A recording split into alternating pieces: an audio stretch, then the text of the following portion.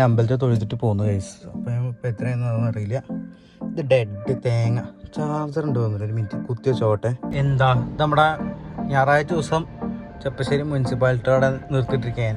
ചെപ്പശ്ശേരി സേഫാണ് ഗൈസ്, ഞാൻ പറയുന്നത് സേഫാണ് അത്യാവശ്യത്തിനൊക്കെ. ഉണ്ടോ മുനിസിപ്പാലിറ്റി വരെ തുറന്നിട്ടുണ്ട്. പക്ഷെ നല്ല രസമാട്ടോ പോയി കേട്ടോ. സൊല്യൂഷൻ എന്തല്ലേ ഇവിടെ സേ നോ ടു പ്ലാസ്റ്റിക് കാണാല്ലേ. സേ നോ ടു പ്ലാസ്റ്റിക് അങ്ങനെ കുറേ എഴുതി വെച്ചിരുന്നു ആ ഭാഗത്തേക്കൊക്കെ.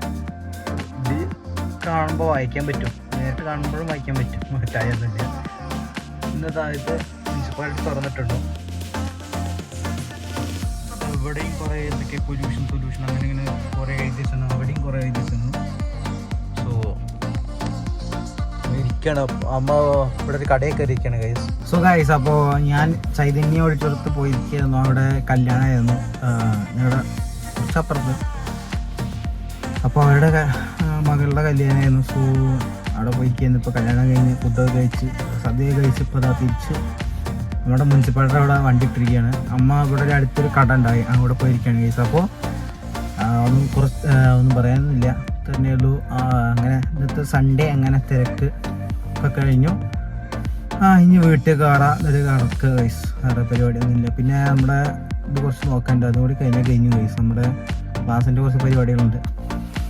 സോ ബിസിനസ് പരിപാടി അതൊക്കെ ഉണ്ട്. അപ്പോൾ ആ ക്ലാസ്സൊക്കെ ശരിയാക്കണം.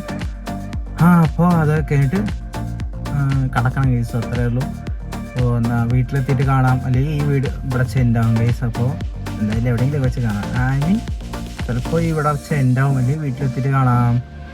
നല്ല മഴക്കാറുണ്ടെന്നല്ലേ, നല്ല മഴ നന്നായിട്ട് പെയ്യും.